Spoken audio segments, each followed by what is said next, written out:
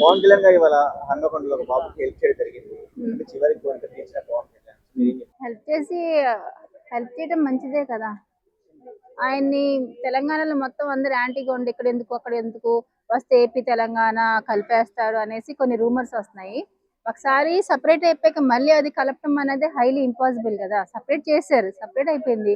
ఇంకెవరు వచ్చినా ఎవరు సీఎంగా అయినా కూడా ఇంకా మళ్ళీ కలవటం అనేది జరిగే పని కాదు. సో అలా రకరకాలుగా రూమర్స్, మంచి చేసిన వాళ్ళకి మంచిలో కూడా చెడు ఎత్తుకుంటున్నారు.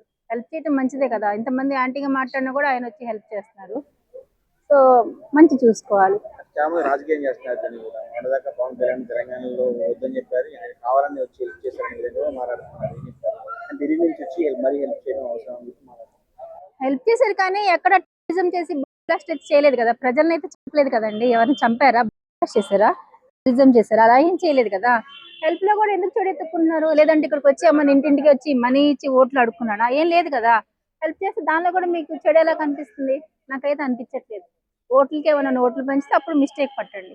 ఆయన వీళ్ళు భయం ఎందుకు వేస్తుంది? వస్తే రానివ్వండి. ఇప్పుడు మీరు పర్ఫార్మెన్స్ అదే, మీరు కరెక్ట్ గా పబ్లిక్ కి సర్వీస్ చేస్తే పవన్ కళ్యాణ్ గారు లాంటి వాళ్ళు 100 మంది వచ్చినా 1000 మంది వచ్చినా ఏమి వీళ్ళ మీద ఎఫెక్ట్ పడదు. మీలో లోపాలు ఉంటేనే మీరు ఇంకొకరు వస్తారని భయపడాలి. లోపాలు లేనప్పుడు మీకు ఎందుకు భయం వేస్తుంది? ఆనెస్ట్ గా ఉండి పబ్లిక్ కి సర్వీస్ చేయండి. పవన్ కళ్యాణ్ అలాంటి వాళ్ళు ఎంతమంది వచ్చినా ఎవరేం చేయలేరు. సో పవన్ కళ్యాణ్ ఢిల్లీ నుంచి వచ్చి డైరెక్ట్ గా వాళ్ళ ఇంటికి వెళ్ళడం జరిగింది. అక్కడ నుంచి ఇక్కడ రావడం తన హెల్పింగ్ నేచర్ గురించి పవన్ కళ్యాణ్ గురించి ఏం చెప్తారు? ఒక పాప కోసం అక్కడ నుంచి డైరెక్ట్ ఇక్కడ రావడం. ఆయనకి హెల్పింగ్ నేచర్ ఉందని హన్మకొండ వెళ్ళక ముందే అందరికీ తెలుసు. కాకపోతే ఇక ఈ తెలంగాణ వాళ్ళు ఏంటంటే ఏపీకి తెలంగాణకి రీజనల్ ఏరియా డిఫరెన్స్ చూపించేసి అలా వేరు చేసి మాట్లాడుతున్నారు. ఆయన మామూలుగా 10 years క్రితమే ఆయన మూవీస్ ని ఆయన ఏసీ కార్ లో తిరగవచ్చు, మూవీ షూటింగ్ చేస్తే ఆయన మంచి ఏదో చిన్న చిత్క హీరో కాదు, అప్కమింగ్ హీరో కాదు కదా. మంచి పేరు గల హీరో. నెక్స్ట్ బ్యాక్గ్రౌండ్ అన్న హీరోయిన్ వాళ్ళనే అదేంటి చిరంజీవి గారు ఉన్నారు. సో ఆయనకి మూవీస్ మానేసేసి అంత 10 years 15 years ఇళ్ళమ్మటి ప్రజల మధ్యలో తిరగాల్సిన అవసరం లేదు. ఆయన నేచురల్ గానే పబ్లిక్ కి సర్వీస్ చేసి ఏదో చేయాలనుకున్నారు. సో అదే వేళ ఇక్కడ కూడా వచ్చి హెల్ప్ చేశారు.